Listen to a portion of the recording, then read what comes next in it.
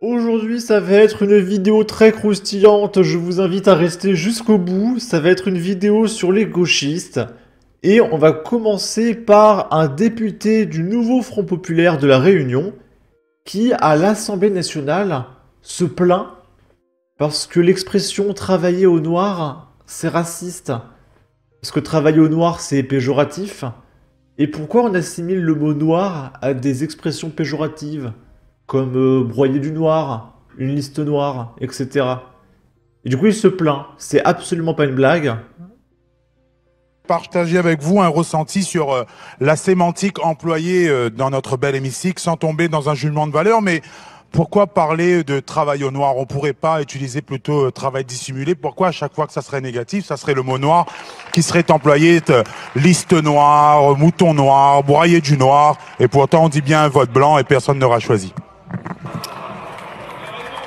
Je vous remercie. Alors, on voit ce qui se passe quand c'est la LFI qui préside l'Assemblée nationale. On est en train de s'américaniser. Oh là là, mais ils font que de se plaindre de leur couleur de peau, c'est insupportable.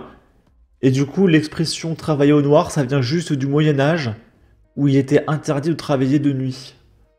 Voilà, c'est tout. Le problème, c'est que la France insoumise sont des incultes au possible, donc ils comprennent rien à la vie, à la langue française. Il y a Lorraine, une asiatique, qui fait une blague. Carton jaune. En fait, ces gens sont juste incultes. Pas étonnant que le pays aille mal avec ce genre de député. A-t-on le droit de dire que son pull est noir? Ici, c'est Antoine Léaumont. Alors lui, il se plaint. Il explique que Jules Ferry, il est raciste. Parce qu'il a donné son nom à plein d'écoles pour la loi de 1905. Mais il ne faudrait pas oublier que c'était un grand raciste. Et il se prend une note de la communauté. Jules Ferry, il est mort en 1893. Donc il n'a pas pu agir sur la loi de 1905. Il était mort. Ils sont tous incultes, c'est terrifiant. C'est terrifiant. Je mets un petit filtre pour ce passage. Dans le chat, il y a Maski qui vous demande quelle est votre ligne sur la laïcité, plutôt Jules Ferry ou Aristide Briand.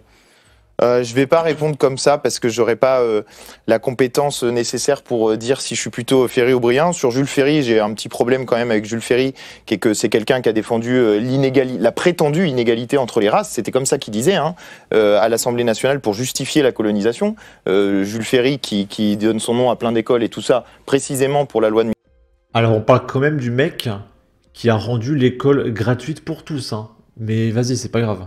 1905, mais il faudrait pas oublier que c'était un gros raciste quand même, et que sur ce sujet-là, moi je suis plutôt du côté de Julien Magne dans l'Assemblée nationale, qui au moment où Ferry dit l'inégalité entre les races, il dit « Oh, vous osez dire cela au pays des droits de l'homme, où a été proclamée la Déclaration des droits de l'homme et du citoyen ». Moi je suis de son côté, en plus il parle de la déclaration, donc Tous les jours, ils insultent la mémoire des Français, c'est insupportable.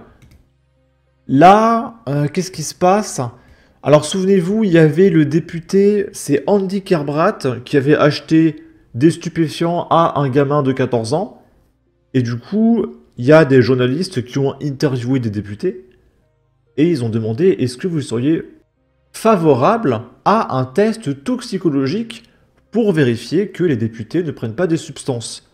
Le Rassemblement national a dit oui, pas de problème, on n'a rien à cacher. Les LR ont dit oui, pas de problème, on n'a rien à cacher. Et la France insoumise, ah non, on préfère pas. De quel droit? Attendez, oh, c'est la liberté quand même. Donc, bizarrement, la LFI est contre, c'est les seuls. Sont contre un test toxicologique pour les députés, c'est bizarre. Le monnaie courante en politique. Eh bien, pour en avoir le cœur net, une idée émerge à l'Assemblée nationale, faire passer des tests antidrogue aux députés. Écoutez Éric Ciotti. Je suis favorable à la loi telle qu'elle doit être appliquée. Vous accepteriez de passer un test? Mais bien entendu, il faut qu'il y ait des tests partout. Banco, répond le député du Rassemblement national, Laurent Jacobelli. Aucun problème, vous savez, j'ai jamais pris de drogue, je pense que je n'en prendrai jamais. J'ai même jamais fumé de cigarette, donc voilà. Chez la France insoumise, Danielle Obono, elle, refuse ces tests. Pour quelle raison?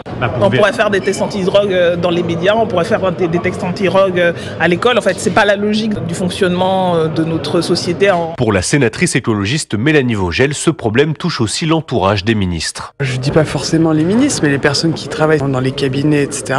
Oui, je pense que nous ne sommes pas en dehors de la société. Donc les problèmes qui existent dans la société se répercutent dans la classe politique. Et selon nos informations, le médecin de l'Assemblée nationale suivrait même plusieurs députés pour toxicomanie. Alexis de la Fontaine du service politique d'Europe. Est-ce que ça serait possible de connaître l'appartenance politique de ces personnes? Parce que bizarrement, il n'y a que la France insoumise qui est contre ça. C'est très bizarre. Pour rester dans la même thématique, là, c'est un mec qui défend Andy Karbrat et qui explique que la cause de la prise de stupéfiants de Andy Karbrat, c'est parce que nous, en tant qu'hommes gays, donc peut-être que ça veut dire que Andy Karbrat est gay, mais on s'en fout, pourquoi pas, eh bien, il est obligé de prendre des substances parce que leur existence valent moins que celle des autres dans une société patriarcale, néofasciste, etc. Et en quelque sorte, c'est la faute de l'extrême droite, d'accord, s'il a pris des substances. Là, pareil, souvenez-vous, c'est la mort de Paul, le cycliste qui s'est fait écraser par un mec en voiture. Et Mathieu Slama, pareil, c'est la faute de l'extrême droite. Oui, il y a un lien évident entre le culte de la voiture et la masculinité toxique. Après la mort du cycliste Paul, ce débat est nécessaire. Parce que oui, si Paul il est mort, c'est à cause de la masculinité toxique, d'accord? Mot d'un malin qui dit « Tu ne t'es jamais demandé pourquoi tu n'avais pas de compte parodique ?» Pourrait-on avoir l'adresse de ton dealer? Ici, on est au State, et je vais essayer de vous laisser deviner c'est quoi le problème. Donc là, ce sont des militants Black Lives Matter. Et regardez la tête des militants. Je répète, des militants Black Lives Matter.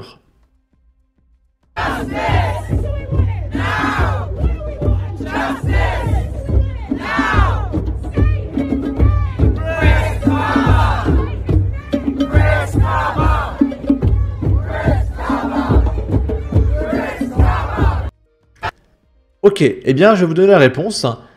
Il n'y a pas de black... Ah si, il y en a une là. Là, il y en a une. Mais à part elle, il n'y a pas de black dans cette manifestation Black Lives Matter. En fait, c'est que des blancs, bourgeois, lycéens, etc. qui se plaignent au nom des autres. Comme en France, en fait. Et on va finir avec ceci. C'est un migrant clandestin qui, lors d'une manifestation, a déclaré... La France doit sa place de 7e puissance mondiale. Alors c'est tragique, on n'était pas 7e, on fait que de perdre des places. Elle doit sa place de 7e puissance mondiale aux immigrés. Ils adoptent les lois contre nous. C'est intolérable. Alors c'est bizarre parce que justement, depuis qu'on accueille massivement une immigration, on perd des places. Et quand il n'y avait pas d'immigration, on était une puissance mondiale. Et plus le temps passe, plus ça se casse la gueule. Alors, je sais pas, c'est bizarre. Si nous restons passifs, nous serons toujours opprimés. Si la France, aujourd'hui, on parle de la France étant la 7e puissance économique, aujourd'hui, c'est grâce aux immigrés. Nos frères et sœurs, nos mamans qui se lèvent à 6h, à 5h pour aller nettoyer les bureaux des racistes, de l'extrême droite, et ils viennent voter des lois contre nous. C'est déplorable, c'est inacceptable. Alors là, c'est complètement dingue. Donc le mec explique qu'il se lève à 6h pour faire le ménage des métiers de merde d'esclaves. Et il dit c'est à cause de l'extrême droite. Non. C'est la gauche et les Macronis qui vous ont donné ces tafs d'esclaves. On doit faire la jonction, que ce soit les associations, les différents collectifs, en disant qu'on en a marre des actes racistes, qu'on en a marre des façons, qu'on en a marre de cette discrimination. Si on se laisse faire, on sera tout... Non mais c'est dingue. Dans son bled, à ce mec... qu'il a fui, hein, le bled qu'il a fui, ils sont 70 000 fois plus racistes que ce qu'ils dénoncent. Un Français qui va dans n'importe quel bled d'Afrique n'a absolument aucun droit. Hein. Que ce soit en Algérie, en Maroc, au Congo, un Français il arrive, c'est une serpillière, il peut rien faire. Par contre, en France, on lui explique qu'il fait un travail d'esclave. Non, c'est la faute de l'extrême droite. Pourquoi pas? Pourquoi pas? Il a pas tort, on serait encore largement dans le top 5 sans eux.